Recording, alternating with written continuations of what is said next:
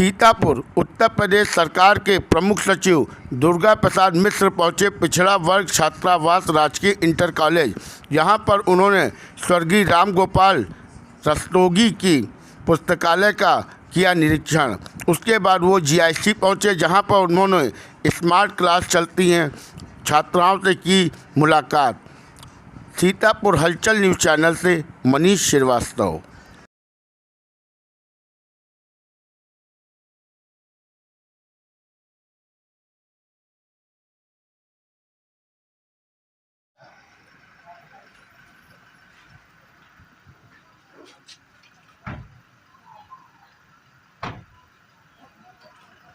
Bye लो ले लो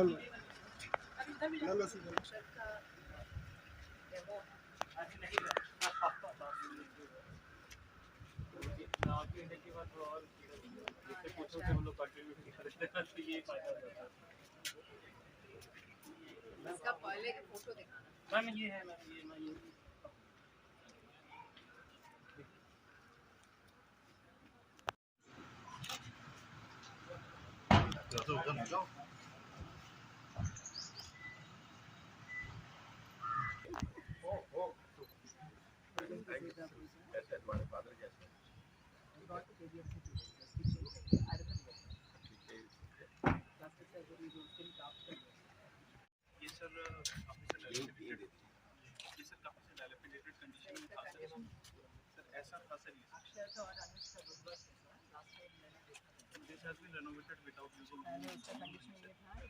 और sir लोगों ने सर अपने से ही कंट्रीब्यूट किया, लाइक सर लाइब्रेरी बीएसए ने अपने फादर की याद में हमारे सारे वीडियो में किया सर। यहाँ पे फिर सांसद निधि से लाइट वाइट की सर हम लोग ने व्यवस्था की, और एक रेन वाटर हार्वेस्टिंग सर लघु सिंचाई विभाग का, तो वो सर एक प्रोजेक्ट आया था, तो वो भी करा के उससे छत हमारी रिपेयर हो गई। तो basically sir this is meant for जो अभी तक हमारे बच्चे आते हैं सर काफ़ी सर दूर से आते हैं सर, तो सर नॉर्मली इसलिए नहीं आ पाते थे कि सर उनको रहने में दिक्कत होती है,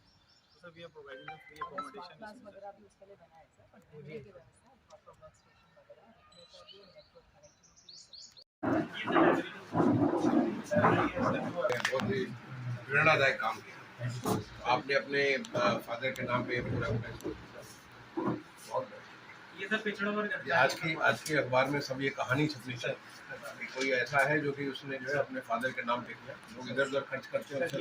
सर बहुत सारे सर वीडियो फिर मोटिवेट हुए सर, कहाँ के वीडियो सर बस यही तो सर तो ये के वीडियो कहाँ से हो बच्चे सर सीतापुर में कहाँ से आप क्या पढ़ाई कर रहे हो?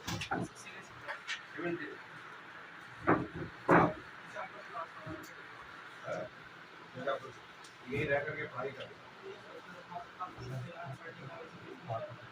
सर ये लाइब्रेरी सर यहाँ पे रहने वाले भी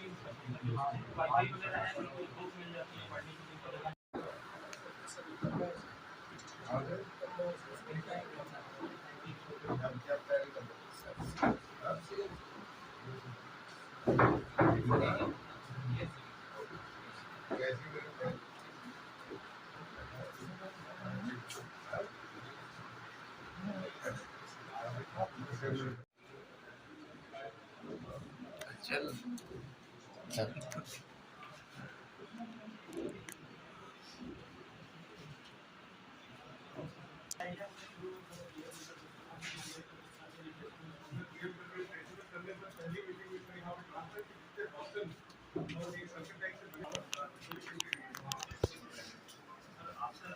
पढ़े हुए सर ये हमारे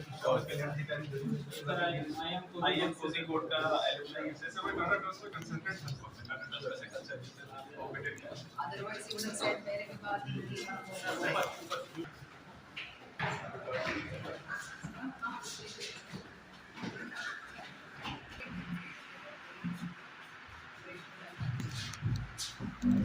यहाँ पे सर एक फंक्शनल सर नहीं आने देते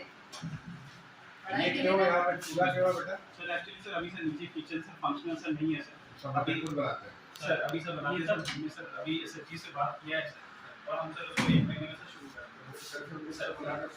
एक्चुअली सर ये ऑपरेशनल सर जनवरी के आसपास हुआ था मिड सेशन में, तो बच्चे सर अब क्या चीज में से सर नए बनाया नए सर जो अब आना शुरू हो रहे हैं, 10 या 15 बच्चे टोटल होता है, तो एसएचजी से हमने बात की थी सर, तो एक्चुअली मुझे ना सस्टेनेबल 40 बच्चे हैं यहाँ पे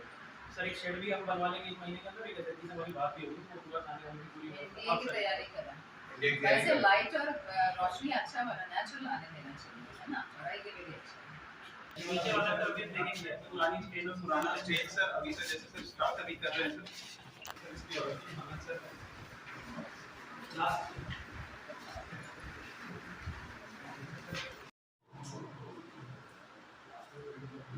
हमारे साथ ज़्यादा अच्छी है।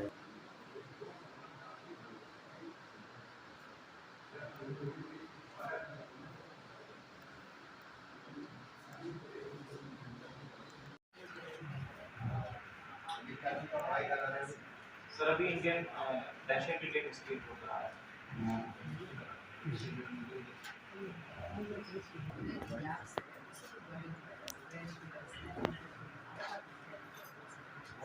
और इनफैक्ट सर यहाँ की इम्पैक्ट बना रही है। Sir last time sir ma'am ने डिसीजन किया था सर तो जैसे शेयर वगैरह सब हो गया था सर यहाँ पे सर हम अटेंड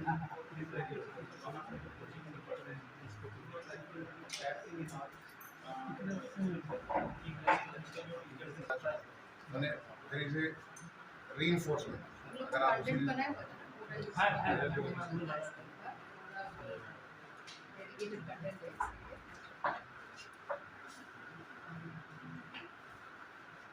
इसके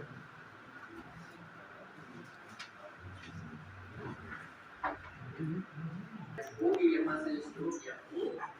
वो है बेटी आपके बस इसमें चल रहा है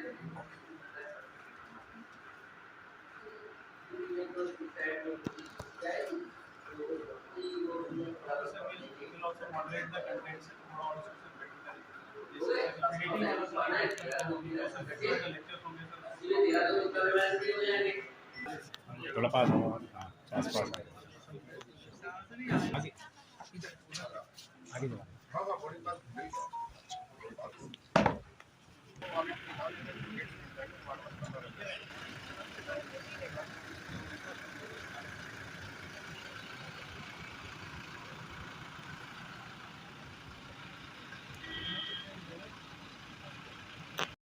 सबसे पहले तो मैंने चलिए सबसे पहले तो मैं यहाँ पे विद्या ज्ञान स्कूल है शिवनाडर फाउंडेशन का, उसका मैंने निरीक्षण किया, उसको जाके देखा, समझा कि किस प्रकार से काम कर रहे हैं, कैसे हमारे प्रदेश के सीतापुर में और दूसरा बुलंदशहर में जो दो स्कूल हैं, करीब 1400-1500 बच्चों को, एक साधारण परिवार से जो बच्चे होते हैं, प्राइमरी स्कूल से निकलने वाले बच्चे होते हैं, ऐसे बच्चों का एक कॉम्पिटिटिव एग्जामिनेशन के माध्यम से सेलेक्ट करके उनको किस प्रकार से उनका एक शिक्षा का दान दे रहे हैं, शिक्षा का ज्ञान दे रहे हैं, जिसके माध्यम से वो बच्चे आने वाले समय में हमारे देश के लिए एक बहुत महत्वपूर्ण रिसोर्स बन करके निकल रहे हैं। उनमें से जैसे मुझे एक बच्ची से मुलाकात हुई जिसका भी स्टैनफोर्ड में उसका हो गया है, वो भी एंटरप्रेन्योरशिप के ऊपर वो काम करने जा रही है। वहाँ पे तमाम सारे बच्चे खेल कूद के बारे में, कोई IIT में जा रहा है, कोई मेडिकल में जा रहा है, कोई कहीं जा रहा है, और आने वाले समय में कोई मिलिट्री में भी मैंने बहुत सारे बच्चों को दिखाया।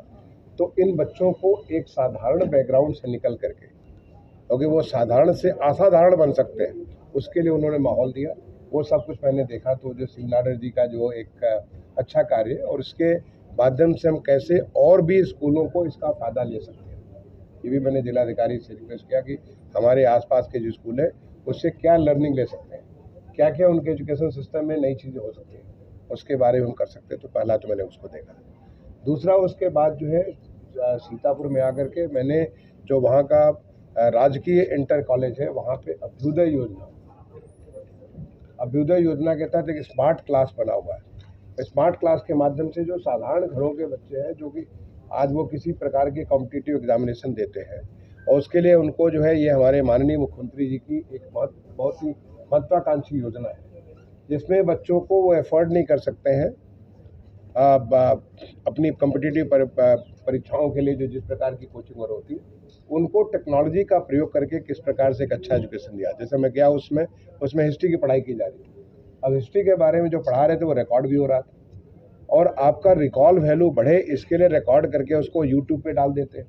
उसमें और थोड़ी सुधार कर देंगे कि जिससे और अच्छा कंटेंट मिल जाए।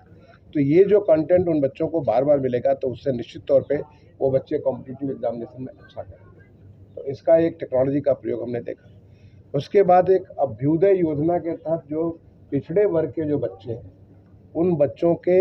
हॉस्टल के लिए बहुत बुरी हालत है। मैं इस बात के लिए तारीफ़ करूंगा हमारे जिलाधिकारी का, हमारे मुख्य विकास अधिकारी का, जो वहाँ के और तमाम सारे अधिकारी, जैसे वो एक वहाँ पे बीडीओ साहब थे, और बीडीओ साहब ने अपने पिताजी के स्मरण करते हुए, जो हमारा जो होता है पितृपक्ष होता है, पितृपक्ष में हम अपने माँ बाप को, अपने पूर्वजों को, अपने जो हमारे जो पुराने बाप दादा, जो